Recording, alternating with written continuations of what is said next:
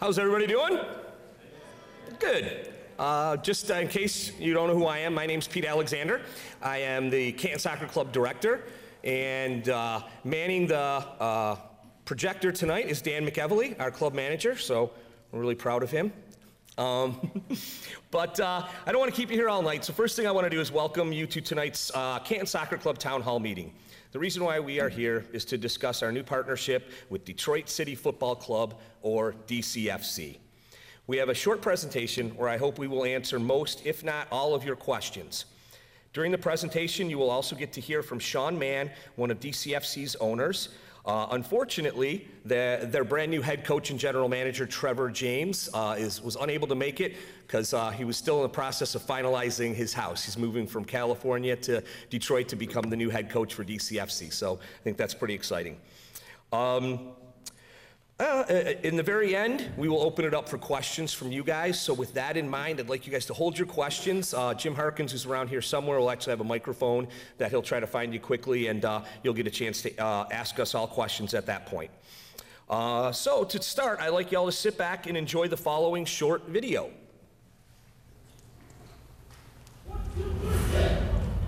Soccer is a game of lives. Out of bounds shifts the flow. Offside prevents a rush. Ball soars into the goal. Borders make up the game, but for the sport to take root in Detroit, it took a community unafraid to blur the borders. Since its founding in 2012, Detroit City FC has grown to become the most positive story in the American game. But soccer didn't just appear in our city 6 years ago. Professional soccer made its debut in 1967 when William Clay Ford founded the Cougars, so named for the car his company debuted that very same year. And over in Scotland, Detroiter Gil Heron broke the color barrier, suiting up for Celtic in 1951. You can still hear stories about the Black Arrow and Glasgow pubs. But back home in Detroit bars, the sport was on the sidelines. Filming a soccer stadium just didn't seem possible. Of course, they say the best way to spot Detroiters is to tell them that something is impossible. Then sit back and watch what they do.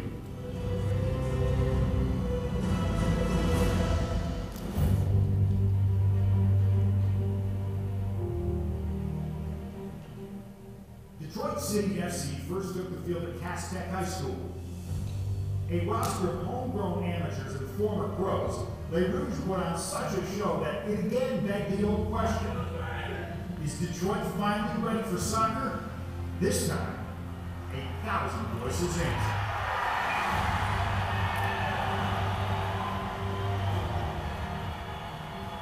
Surrounded by a city built on hard work and commitment, the players left everything on the field. And the supporters responded with a dedication of their own. The border between possible and impossible began to blur. Cass Tech couldn't contain the enthusiasm, so with the help of supporter investments, the club moved at Amtrak.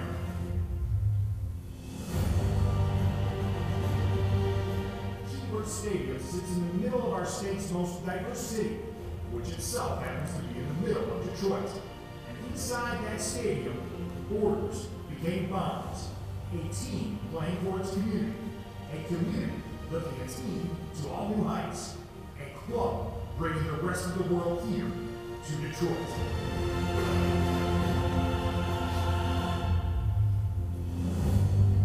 The message of the DCFC generation is clear. These lines, these differences, on the field and off, they don't separate us. They connect us. They make us strong. Come and get it.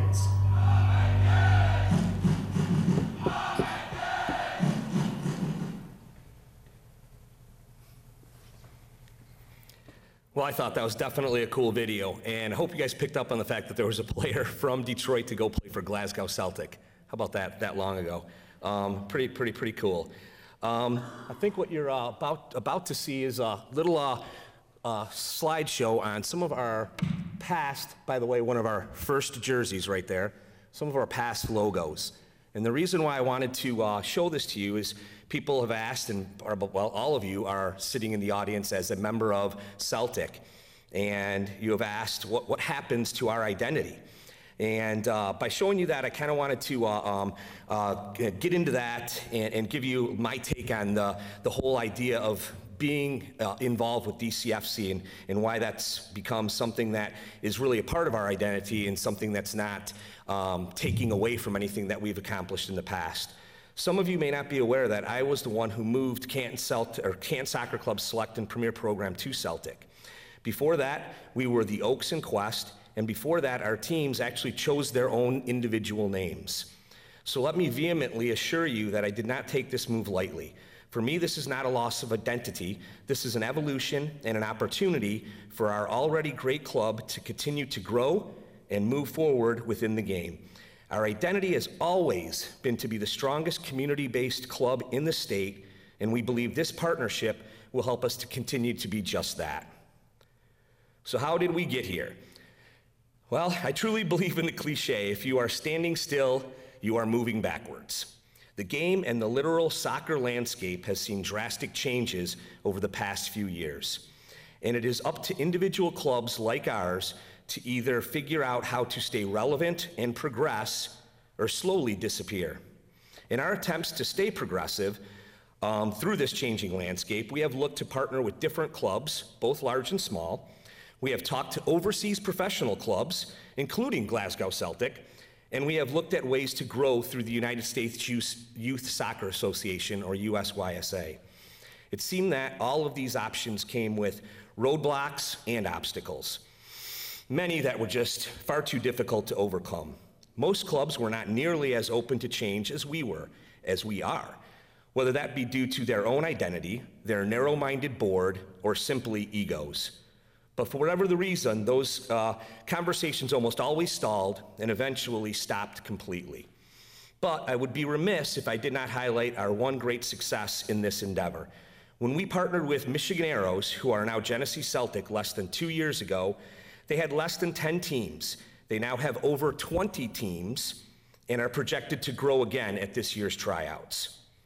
Unfortunately, that was one success compared to countless failures. I could sit in a room with you and tell you how much time and energy we've spent into this, but I certainly don't want to bore you with that today. In regards to the overseas clubs, unfortunately, the deal breaker was always financial. Even Glasgow Celtic wanted a lot of money from us for what we felt was not a good value to our members in return. So, why DCFC? In contrast to our other attempts, our conversations with DCFC were from the very beginning, were different from the very beginning. From the get-go, we knew that they had done some amazing things on the professional and adult side of the game, amassing over 30,000 followers in only 8 years. From their perspective, they were impressed with our reputation and knowledge of the youth side of the game. It sounds silly to say that it was love or mutual admiration at first sight, but I definitely think it is fair to say that there was a mutual respect between both of our community-first clubs. So what are the benefits of such a partnership? Partnering with a professional club as opposed to another youth club gives our players and families something to belong to that is part of their club, but bigger than their club. It is high-level soccer that is tangible, something they can go and actually physically be a part of and enjoy. And because this partnership is with a professional club in our area, our players, families, and membership can attend games at discounted rates. Our members will receive discounts to all DCFC camps, clinics, events, and possible future tournaments, as well as their players and coaches will attend and participate in different CSC events, something that you would never get if you were just watching, let's just say, a Liverpool on a Sunday morning. Our players will also have a priority pathway for opportunities within the DCFC developmental and professional teams. Our U18 and U19 players, if recommended by us, will have opportunities to train with DCFC's first team. We mentioned Trevor James. I did get a chance to meet with him a few weeks ago. One of the first things that he said to me when we sat down, and this guy's got a background that's absolutely unbelievable, was, "What can we do for you guys?" And he was the one who told me he would love to see some of our players actually participate with DCFC's first team. So I thought that was really, really cool. Are you 18? All of our players and coaches will have access to watch DCFC first team training sessions. Again, something I think is really cool. This is also a huge year for DCFC and a great time for us to partner with them. At this point, I don't want to steal any of Sean's thunder, so I will let him give you those additional details in a few minutes. But I just wanted to kind of point out some of the outstanding upcoming things that DCFC has in store. Going on with additional benefits, it's going to be an amazing opportunity for us as we begin to help DCFC develop other affiliates. First, it will give us a bigger footprint in the landscape of the game, which in itself should help us with things like buying power and centralized player registration, both of which should help us reduce overhead and keep member costs down. By being under one umbrella, all of the DCFC affiliates will be able to share resources that are currently prohibited by MSYSA rules. These resources include, but aren't limited to, players, coaches, and facilities. Player sharing in itself could be huge, especially as we look to do more specialized events and showcases. So, how will this impact our members financially? Which I'm sure many of you are here to find out. Dues, or what we are now referring to as player tuition, will not increase due to this partnership. Having said that, we are currently working to finalize our 2019 and 2020 budget. Tuition could increase due to three main factors. High Velocity is raising its hourly rental rate. Tournament fees have been climbing at an alarming rate over the past few years. And finally, league fees are also increasing. With that said, we expect that these increases will only affect our older teams, and I believe all of our small-sided player rates will remain the same that they are today. So what changes should our members expect? Our badge and color scheme will change beginning with this year's tryouts. However, we will not be in the same kit as DCFC until our contract with Under Armour expires after this next 2-year cycle. As for next year's kit, Under Armour has told us they will have samples to us sometime this spring, and as soon as we get them, we will make them public for all of you to check out and enjoy. Oh, and for those of you out there that are curious, we have eliminated the all-white kits. Hey, yeah, thank you. I figured that would be my one applause.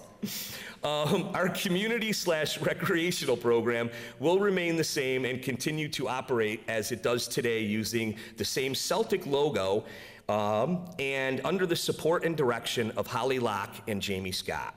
However, DCFC still wants to be involved with our community side and has offered to send DCFC players for player appearances, organize clinics, and even potentially run recreational tournaments. The Canton Cup. The Canton Cup will remain the same, minus the Bucks game. Maybe for obvious reasons.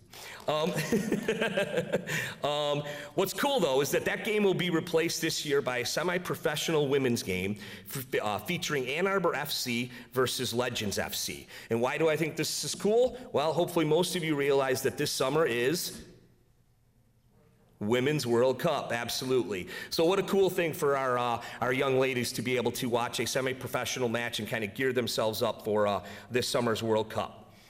Leagues. We will continue to operate in our current leagues, which is the Michigan State Developmental Soccer League, Western Suburban Soccer League, Directors Academy, Michigan State Premier Soccer Program, and the National League Conferences, formerly MRL. As well as we always have done in the past, we will continue to look at other league opportunities that make sense for our players and teams. Tryouts. We will run tryouts the same as we have in the past. Some people have already asked whether or not all the affiliates will try out together. The answer is no, they will not. Again, tryouts will remain the same as you've seen in the past. However, the good news with these different affiliations is that this partnership will help its affiliates borrow or share players in situations such as our trapped years and age groups with low numbers. So definitely some huge benefits there. If you've ever talked to me, you know how I feel about the trapped players. So what to expect moving forward? Over the next few months, we will be working diligently and have been working diligently with DCFC to change Celtic to DCFC West. This will include emails, website logistical issues, as well as future plans. During this time, we hope to develop a short-term plan as well as long-term goals to keep this new partnership fresh, evolving, and constantly moving forward. To give a quick recap before I give the stage to Sean, the structure of the club will essentially stay the same. We are and will remain a community-first club serving players from under 4 to over 55. Our partnership with DCFC will enhance and improve our ability to continue to serve all of these programs, all of our members, and now have the ability to offer even more. Well, hopefully I didn't take up too much time, and I think you've probably heard enough from me. So without further ado, I'd like to introduce Sean Mann, one of the founding owners of DCFC. Sean?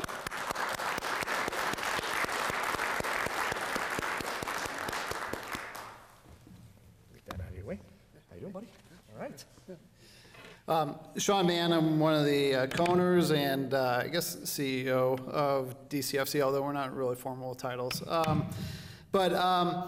Yeah, it's, I really appreciate you taking the time out on a Wednesday. I know this club means a lot to you and this community, and it's very humbling for us to be in this position. You know, just about DCFC, I mean, Alex, my partner who's sitting over there, he pulled together that video, but for us, it's been a passion project that's taken over our lives in pretty much every single facet. I think we're all in a, you know, we've all left our original jobs in one way or another, you know, a lot of sacrifices, but it's been an amazing ride, and it's been really exciting to see the community that's grown up around that club and see how it's evolved from something that, you know, actually started in 2010 as a community organizing project in Detroit that I started, trying to get neighbors hanging out with each other and building up neighborhood identity, to Alex and myself and 3 other guys, each chipping in a couple $1,000s, and you know, basically just by a set of goals at Cass Tech High School, and mowing and rehabbing the fields ourselves, and you know, wives were ticket takers, and well, they were girlfriends then. Somehow we managed to keep them through this process, turn them into wives. You know, parents mowed the fields with us.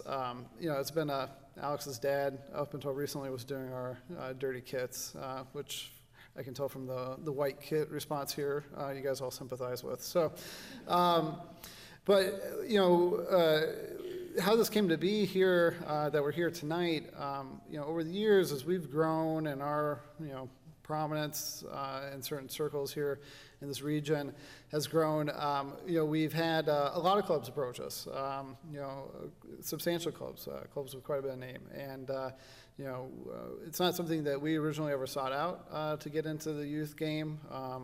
You know, we know that there's a lot of politics in youth soccer. That was something that we didn't want to, you know, when we were first getting going, distract us from our core focus was our first team, which was no small task. But what we found was when we dealt with a lot of these clubs, you know, they came to us looking for answers for serious issues, fundamental flaws in their organizations, things that, you know, we honestly, you know, weren't equipped to help them address. But when conversations started with Canton, it was a much different prospect. Canton was a club that we were familiar with, has a great reputation. Alex, I keep referencing, you know, is a Plymouth Canton product. His brother grew up playing Canton soccer under Pete as a player 20-some years ago. Yeah, I grew up in Livonia, like we're Western Wayne County guys, so we were familiar with this club. You know, Canton Cup. Had a lot of respect and recognized, you know, Canton's role in the local soccer system, and so to have that opportunity and have that conversation, you know, meant a lot to us. And so, yeah, as we've grown as a club, you know, it's become more core to us to be unique, to do something different here in the American soccer landscape. The narrative of the 5 buddies starting the club has set ourselves apart. But what we aspire to is being a true club, you know, a club where kids in the community have a team that they feel connected to, and that they have they can aspire to someday be on that pitch and wear that jersey, and in a genuine way. And so, what really inspired this, coming across a club that had that same kind of community aspect, that appreciated being affordable, accessible, but also providing a professional quality experience for kids. And so, that's why Conversations with Canton went further than with anybody they ever had before, and why, we've got to this point where we are here today. And so, we're, obviously very excited for this relationship. Again, we want kids to have that pathway and have that aspiration of someday wearing the DCFC crest at Keyworth Stadium. We also want them to have a positive experience with soccer and to be fans of the game and the club for life. And I think that was something that we recognized Canton recognized as well, and was really kind of the foundation of this partnership. Where we're going, as a club, Pete alluded to, it's exciting times. We continually keep growing and taking on new tasks. This last year, we took over the Red Wings' old practice facility downtown, the old City Sports hockey rink, converted to an indoor athletic complex. That's our field house. It's also where our front office is located. We have a bar, restaurant, city clubhouse, a place for our fans to gather, situated between the two fields. But really what that is, it's for the public. It's a big marketing tool for us. We get a lot of people coming through there who are getting exposed to DCFC. But in next month, it's when it takes on a new life, and that's when our team starts showing up in town. And this year is different in that we were launching a new professional league starting in August. We partnered with New York Cosmos, Miami FC, Chattanooga FC, and a half dozen other teams from across the country to really launch a different, lower level professional team, our league here in the U.S. And so, for us, it's really a culmination of a lot of hard work, and it really is building the top of a pyramid with, starting to create professional opportunities for a lot of guys locally here from Michigan to play soccer on a high level against not just great competition in the U.S., but we've really raised our profile globally. In the last few years, we've hosted a lot of really marquee international matches, and that's going to continue this year and even going forward. So, and this relationship is really kind of the foundation of that pyramid of creating that true club. So, and part of that is, we want to be very upfront and straightforward from the beginning. We get something out of this relationship, right? We get a chance for our players to be out in the community. We want our players to be at your practices on a Tuesday night, and your kid to feel like they want to go Saturday night and they want to see Cyrus Sadie play, and that they have a connection with Cyrus because he's a charming guy when you get him to talk. Not always Lindsay, our media person's there, was grimacing because she's never gotten to do an interview before. But one-on-one with the kids, he's really charming. But we want the kids to grow up with that connection to the club. And so, for us, it's an opportunity for, our players to be out in the community. They're going to be at your practices. We're going to do clinics. We want your kids coming to, our training sessions. We want your coaches to be exposed to our coaches. We hired Trevor James, who unfortunately couldn't be here tonight. He had to close on his apartment. It's been a long 2-month process, and his wife's getting to town tomorrow, so he had to close that deal tonight before she got in from LA. But he started the academy program at the LA Galaxy during the Beckham years. He started the academy program at Chicago Fire. We brought him on board with an eye towards not just him building out a championship squad on the first team level, but also with an eye towards how we integrate that first team into our efforts in the youth community. So, he's a great advocate and great partner in that sense. So, to that effect, we'll be rolling out, discounted season tickets, discounted training camps, all those things. But, we want it to be beyond that. We really want your kids growing up with a connection, to a club here in the city that, that they'll be able to watch on TV and that they're going to be seeing in the, newsstands and, not that kids read newspapers, but that they're seeing news reports about on the TV or on the internet. And so, that's really, why we're so excited about this partnership and appreciate this opportunity to be here.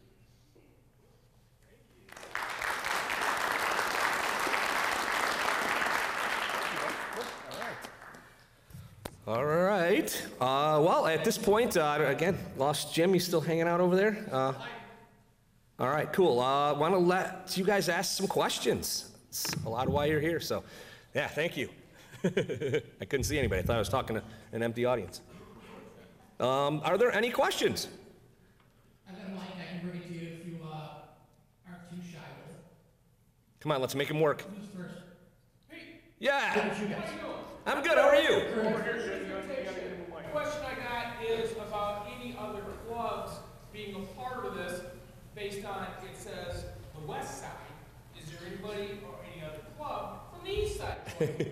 That's a great question. At the moment, as we put this together, we spent a lot of time. Rob from Genesee is here somewhere. I think he's actually in the booth with Danny, and they're gonna join as well. So the Genesee group will be DCFC Genesee. I believe we're still playing with some different things, and another affiliate is Taylor. Taylor is their DOC is a great guy by the name of John Evans. He actually used to play for DCFC. So at the moment, we're still trying to put all of us together, but I can feel okay to share with you. We actually have had clubs, I can't tell you exactly who they are, have already reached out to both DCFC directly and to us about, hey, what's going on, and is this something that might be good for us? So we're excited about how it might grow. But right now, we really want to get all of our ducks in a row, and I don't know if, Sean, you want to talk to that at all? Or? Yeah, I would just get back to the point, like, we're not looking to rush into other relationships. Like this one, you know, we've been around for quite a while before we got into this place. So, but yeah, there's been quite a few clubs reaching out to us. We're actually in the process of hiring a person who's going to be managing our youth partnerships to make sure that, like, we're following through on what we're promising. And so they're going to take a lead in those conversations from our perspective. But yeah, it's down the road. There's certainly the potential there and the interest, but it's not something that we're rushing into. Exactly. Anybody else? So I got two daughters in this program. What can you share about a women's semi-pro team that you mentioned at the announcement? I'm going to give that to Sean. So I was free-flowing, I was rambling on. So yeah, I mean, part of this partnership, you know, we've been holding off on launching a women's team because we wanted to do it in a way that we thought was right and got the treatment that it deserved. You know, part of this affiliation, having so many young ladies now affiliated with the club, it's, you know, we're now in a position where we're picking up our conversations to launch a women's side, you know, in the near future. I can't commit to a date right now, but it's, you know, it's part of the vision now of the club.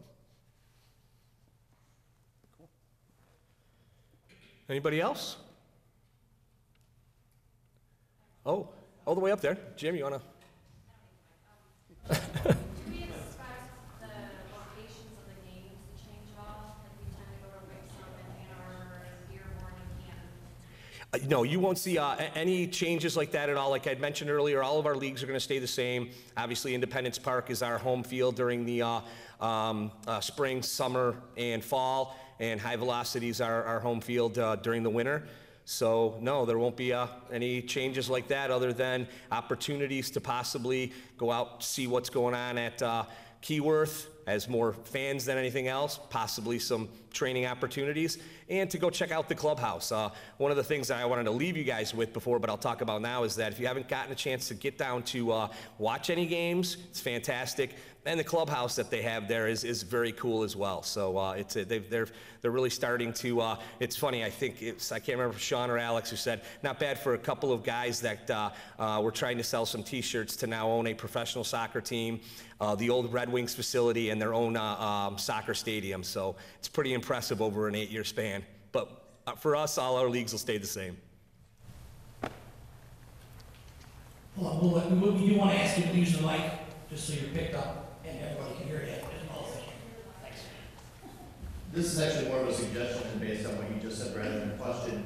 Would it make sense to have like a Canton Celtic night when that was sort of more organized, when, you know, as a group we go down and watch a game, you know, sort of build a bonding experience? Because I think that's one of the things that we're here for, is we haven't felt the bond like you feel the bond, and it's hard to feel the love when you don't have that bond. And that actually would make a lot of sense to me, to go as a group to go down and build that bond. First of all, thank you. I can't believe that I missed talking about it, and Sean missed talking about it. Absolutely do. Absolutely. We have, we're planning on at least 2 club nights that will be there, and then we're going to kind of keep our fingers crossed that they get into the playoffs and maybe even add some additional ones. But yeah, we're finalizing what those dates will be, and we're going to get those to you. And actually, Sean's going to send us some literature. We were waiting till after tonight that we're going to get out to you tomorrow. That will give you some more information about obviously their schedule, the discounts, and we'll get the information on those club nights to you guys ASAP, and probably could have it out to you within the next week, I would imagine. So thank you. I can't believe something I forgot to mention, but there will definitely be Canton Soccer Club nights. Yeah, that's and I appreciate that comment. I mean, we recognize the onus is on us to make sure that the kids feel connected to the club. So yeah, these nights, and then we'll obviously identify. We now have at least 16 home games this year, so it's identifying other games where Canton kids are the ball boys, and they are the ones, the mascots walking around with the team. There's all kinds of ways we can incorporate the kids into the match day experience. And, I think the match day experience on its own is incredibly memorable, and kids walk away from it, in kind of awe. But there's unique ways that we can feature your guys' clubs, including, partner. Well, there'll be fun ways we'll be rolling out with some announcements in the next 6 weeks that we'll be highlighting, our clubs that we're partnered with. Anybody else? Yes. So if I was if a person from a club was to go to college, and then would you still be able to play on a professional team, even though you're in college? That's a great question. So possibly someone that may have recently made an ODP group? Congratulations. Yeah, I can let Sean talk about that, but absolutely. We are, as part of this partnership, our current spot in the NPSL, which has always historically been largely college kids, we're going to maintain that team, and it's going to be a U23 side, and that we are looking for kids from this club to be populating that team. The pro team, though, NCAA regulations would prohibit, you would lose your eligibility if you played with professional players, but the U23 side would be training with the pro team throughout the week. So.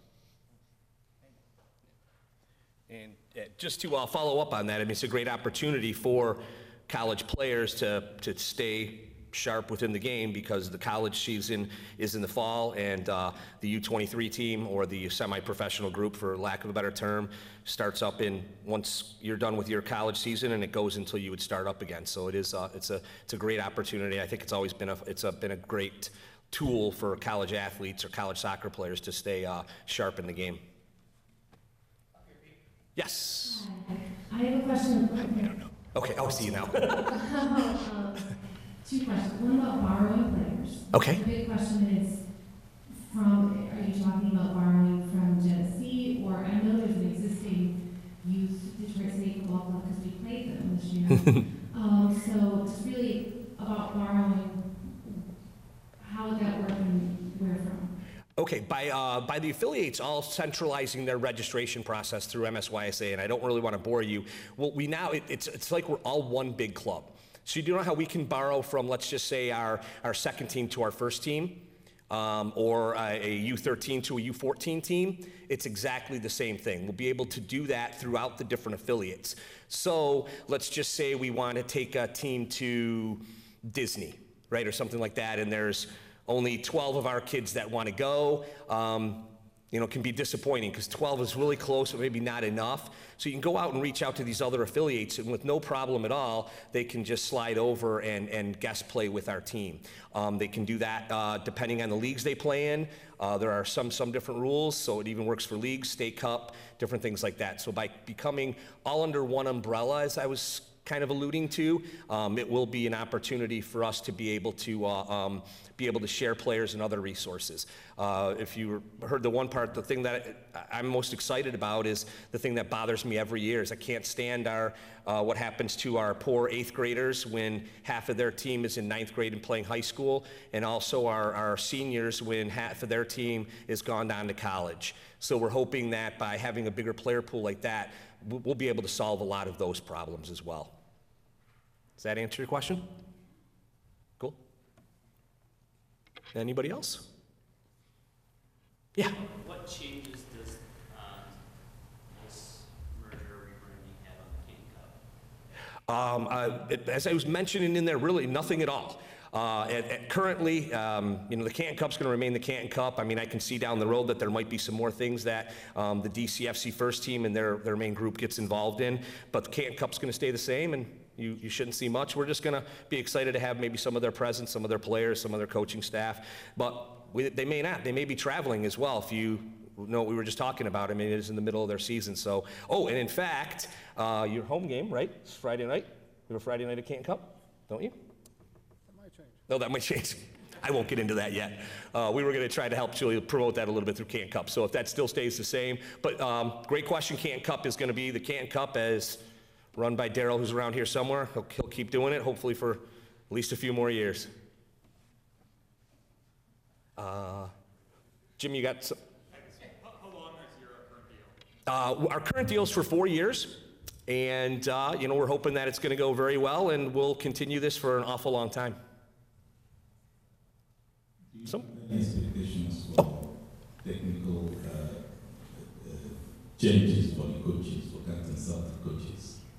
What do you think tech is? Yeah, any synergy with Detroit FC and the Canton coaches as well. We're still working on doing that. One of the things that's exciting, if you heard Sean talk about, was Trevor James's background with his dealings with the professional academies and their youth development.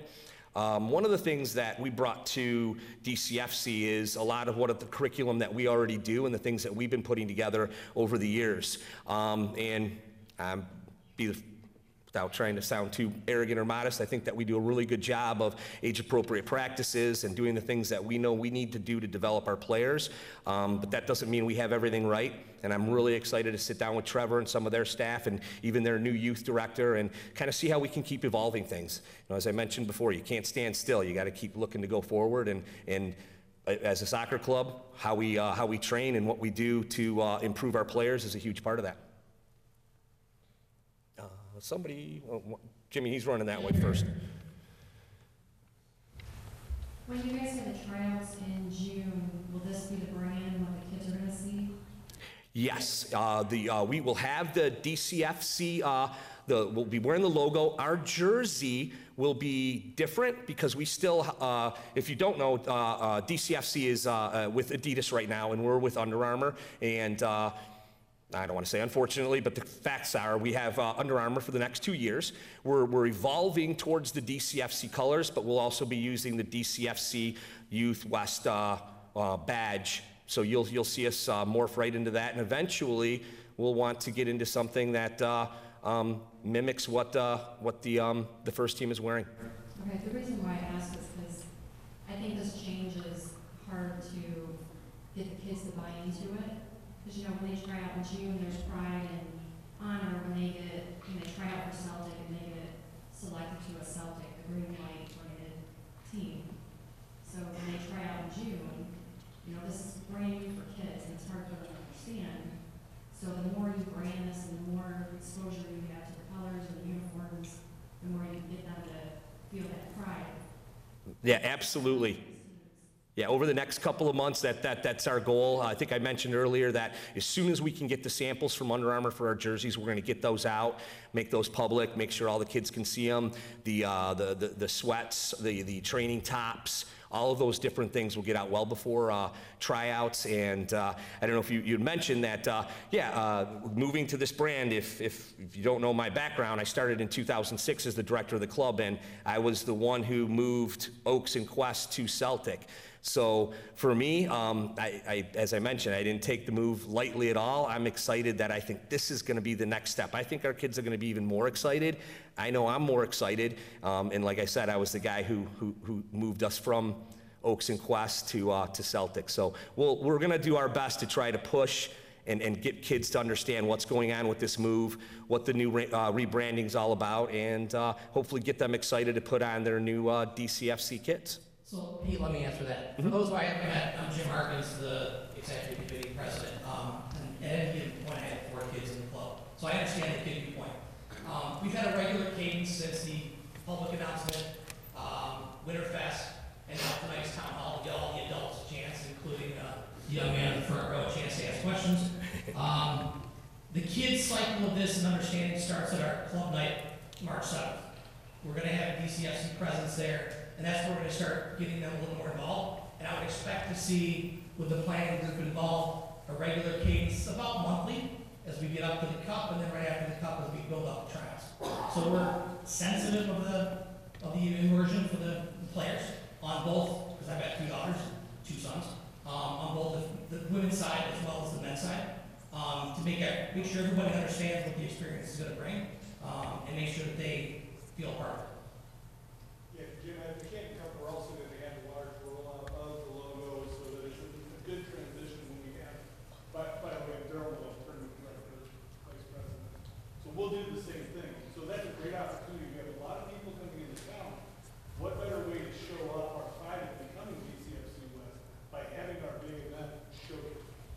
So we're going to really splash that out there. We're going to make that happen. Cool. You got someone? You may have already answered this, but I'm going to ask it. That's fine.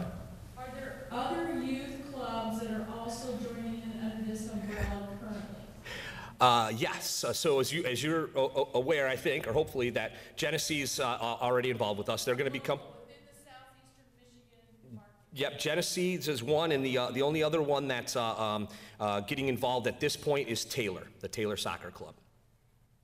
So. Yeah. Well, I kind of was alluding to it before, but Taylor's got a director of coaching. His name is John Evans. He's a great guy who actually used to play for DCFC, so he's got a history and a background with them, and it just kind of has, I don't want to say evolved, but morphed into them becoming an affiliate around the same time that we're doing it. Actually, they were before us.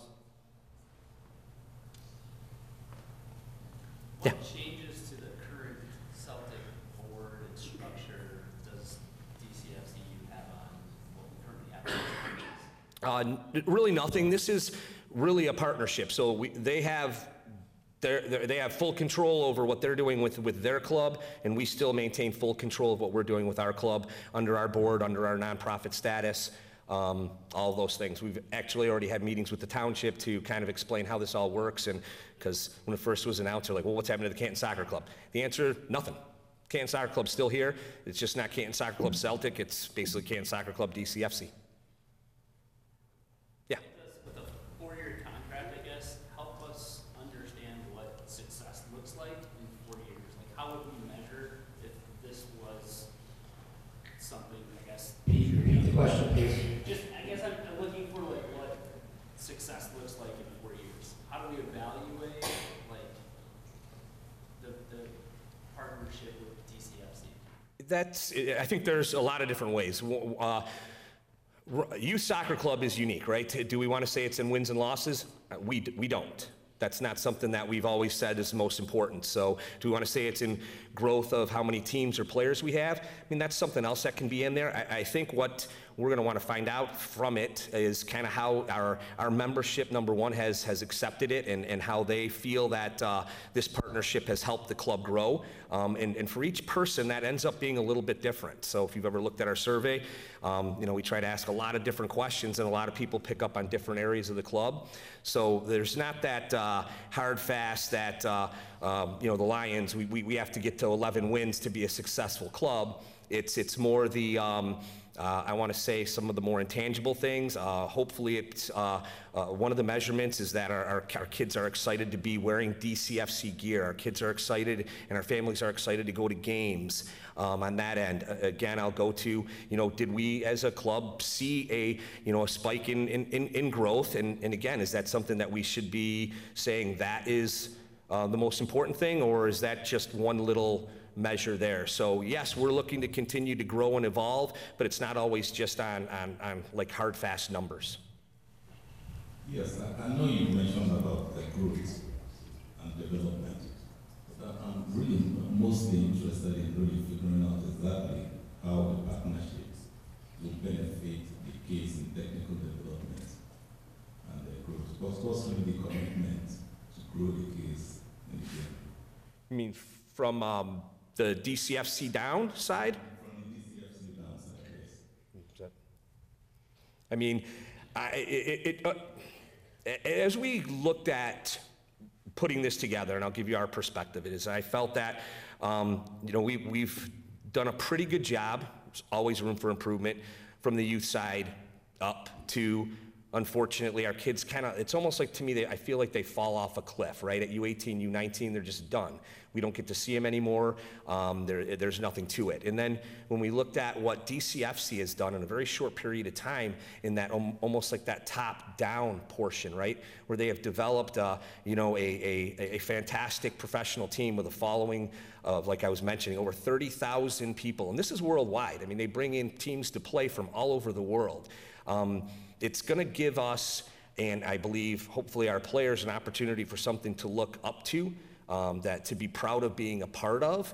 As we work closer with guys like Trevor James and looking at how we can get them involved with our players, I think that's just, more than anything, will just be a little bit of a different voice. It'll be exciting, right, for our players to say, if I can sit up there, and Trevor James is going to run the exact same soccer session I'm going to run. But I'm going to get to say in front of my team that this is Trevor James, who's worked in England for Manchester United, and I'm going to miss a few others, but Barcelona, PSG. And by the way, he's got pictures telling David Beckham how to play. So when I say that to my players, I think they're going to be pretty excited to sit down and learn from Trevor James. And again, sessions probably will be very, very similar, but it's going to be something I think will be exciting. So I'm looking at something that's going to revive, refresh, revitalize what we're already doing here in the Canton Soccer Club. Yes? Are we getting any additional coaches, or coaching staff staying the same, or what's kind of happening in that? For the very short term, for next year, coaching staff's pretty much staying the same. We're going to be announcing our coaching assignments here in the next month or so.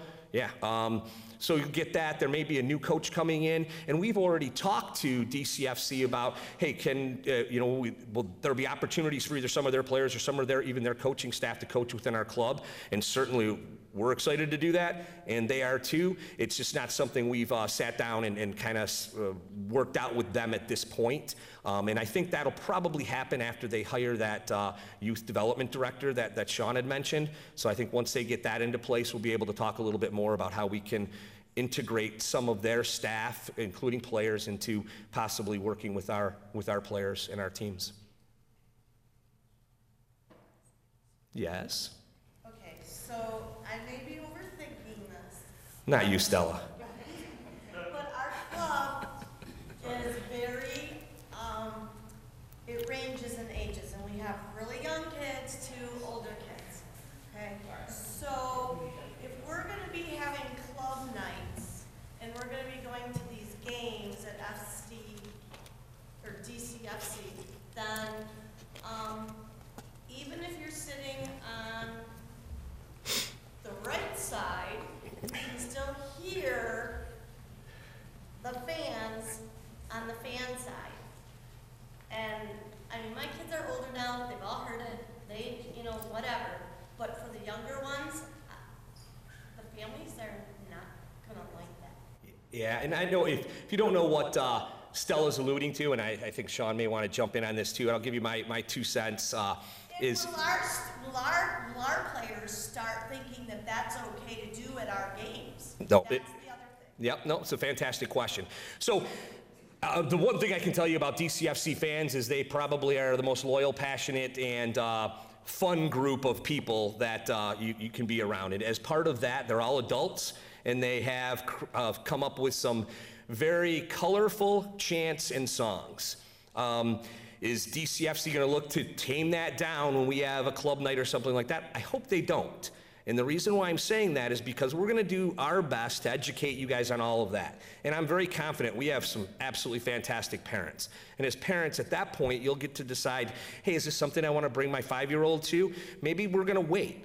Right? Maybe I'm going to wait until my kids are teenagers to kind of expose them to that, because I think as they get to that age, you can say, hey, listen, you're going to hear some stuff.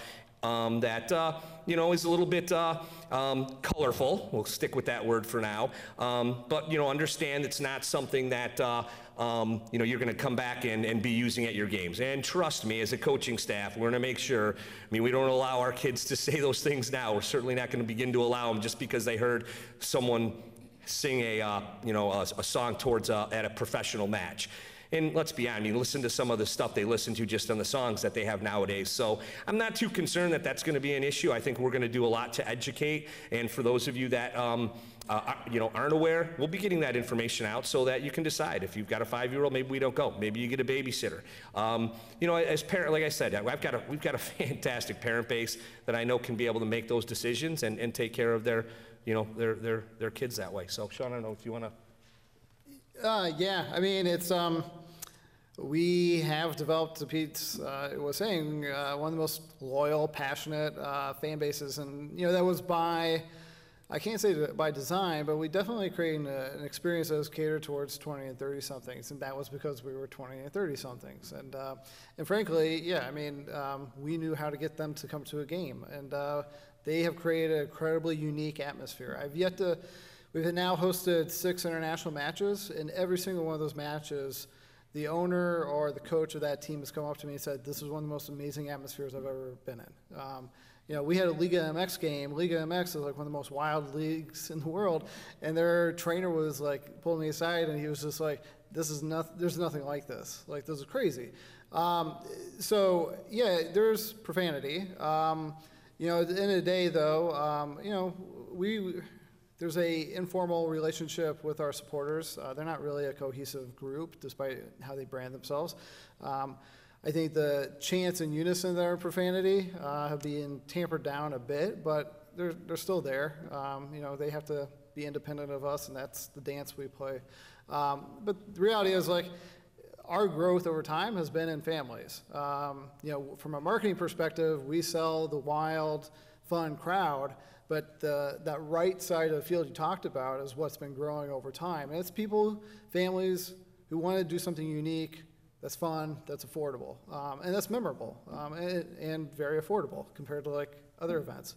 I was actually pulling out my calculator because this came up earlier. So now at Keyworth, we've had 3 seasons there. We have had 253,000 people come through the turnstiles at Keyworth in those 3 years. So I say Keyworth because that's the point where we started selling alcohol.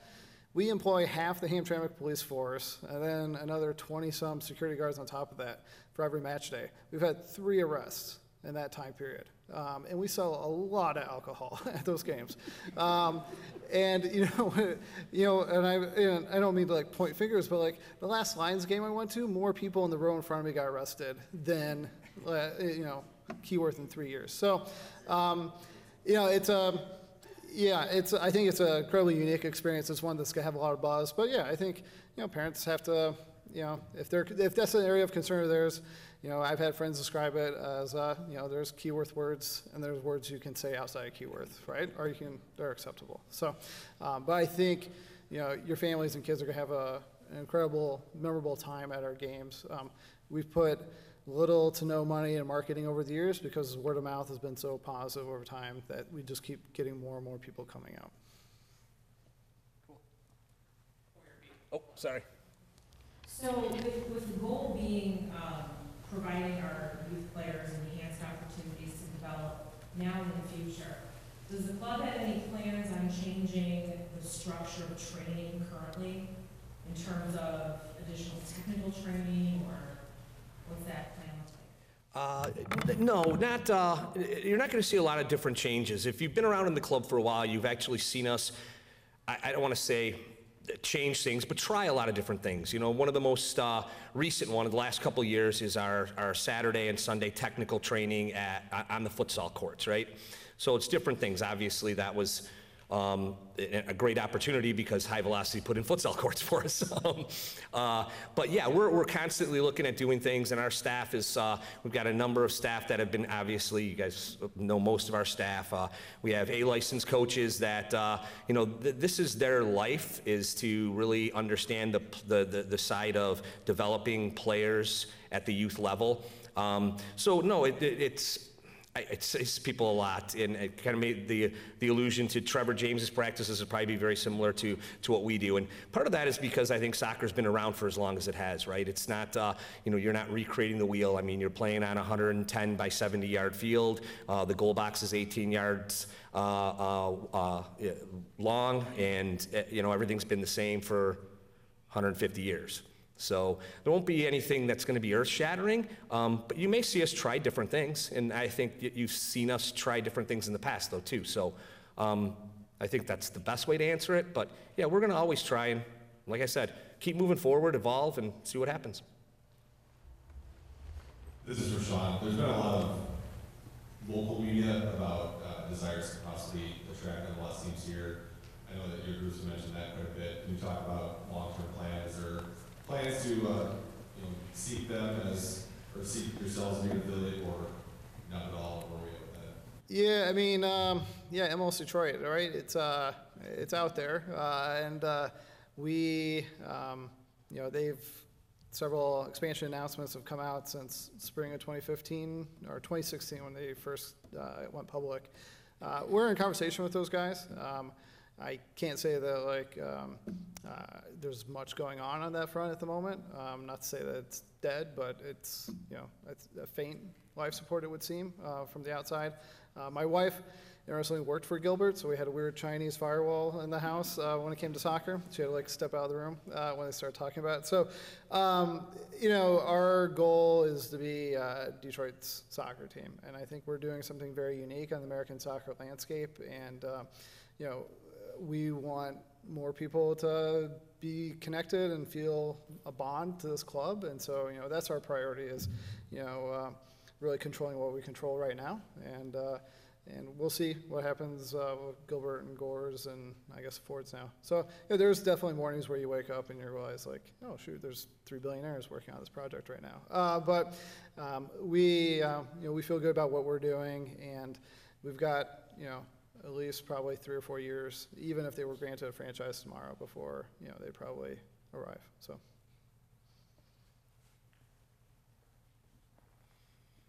Someone in the back. So, kind of going on the MLS conversation, when you're looking at the different MLS alliances that exist, like the Crew and the Wolves and many of the other ones, were there aspects of that you've looked at that you're looking to replicate with this partnership? Are there aspects of that you want to stay away from?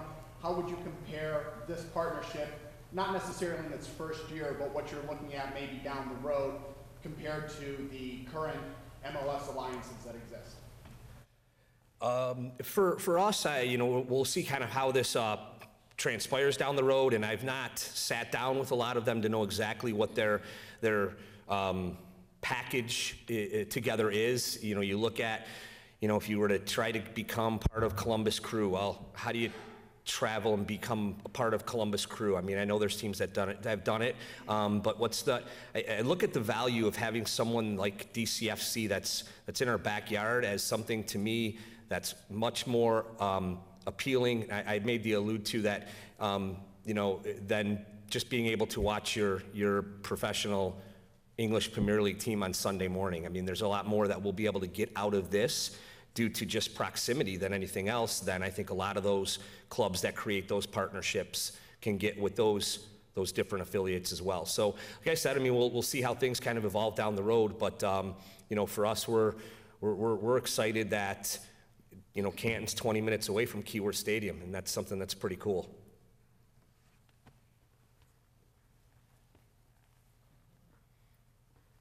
Anybody else? All right. Well, hey, first of all, thank you so much for coming out. I also want to thank our DCFC friends, Sean, Alex, and I don't think we mentioned Lindsay at all, so Lindsay's there. So thank you guys so much for coming out. We really appreciate it. And thank all of you guys for coming out. At this point, someone had mentioned, how do we get our kids excited about this new rebranding? Well, it starts here. Hopefully you guys have a better understanding of what's going on. I hope that you're a little more excited about it if you weren't that excited about it coming in, and you can help us start spreading the word. So I appreciate you coming, and as always, if you ever have any questions, please reach out, either call me, email me, or whatever you need to do. Other than that, you guys have a great night. Thanks again.